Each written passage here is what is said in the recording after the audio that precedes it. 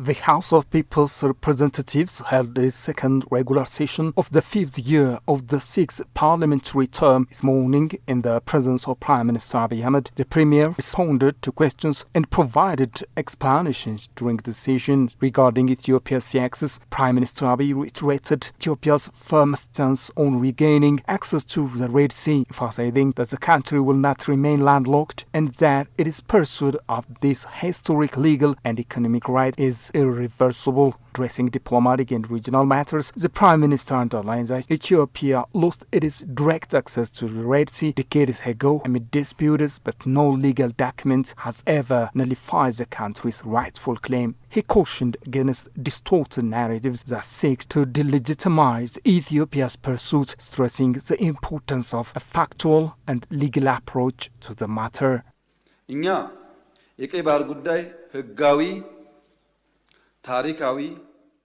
We believe it's historical, geographical, legal and economical that we quest for sea access. Some demand to be answered immediately, others expect themselves to be the main actor in accessing the sea. More than 30 years spent to lose the Red Sea for Ethiopia. But I don't think other 30 years need to be wasted to secure sea access. It is thought very crucial to be calm and wise. Who was the one to decide for Ethiopia to lose the sea access? It is the question you, the parliament members, need to ask. When we ask who decided to deprive Ethiopia of access to the Red Sea, it is evident that proper institutions were not involved. It is therefore appropriate to question who made such critical decision. The issue is not something that we easily ignore. It's a matter of survival. The problem now lies on a distorted narrative that requesting by itself is unacceptable, unjust.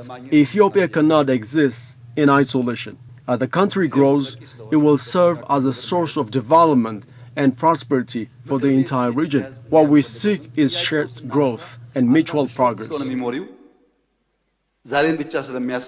Ethiopia's maritime history dates back to ancient times with access to the Red Sea through ports like Adulis and Massawa. However, following Eritrea's independence in 1993, Ethiopia lost its coastal access, which has significantly constrained its economic potential and strategic autonomy. Reflecting on this diplomatic effort, Prime Minister Abiy recalled his visit to Eritrea and discussions with Eritrean President regarding Ethiopia's access to the sea and the potential redevelopment of the Asset port for mutual benefit. He noted that Ethiopia had offered to develop the port, a proposal that was declined by Eritrea. He also reaffirmed that Ethiopia seeks peace and mutual growth rather than conflict. Ethiopia has informed various nations, including the United States, Russia, China, Europe, Africa, what it wants regarding the Red Sea. Since the commencement of the reform, we have been raising the issue of accessing the sea and discussing. However, we want any dialogue to be a peaceful one. We would repair the road to Asset port after an agreement with the Eritrean government after we had a peace deal. As we learned that the port was out of service, we also tried to have a crane and a generator from a foreign nation. But the government of Eritrea changed mind. That was the time we started some questions that they might not be genuine in each deal. Ethiopia has informed various nations, including the United States, Russia, China, Europe, Africa, what it wants regarding the Red Sea. Now, I urge all to mediate because accessing the sea for Ethiopia is inevitable.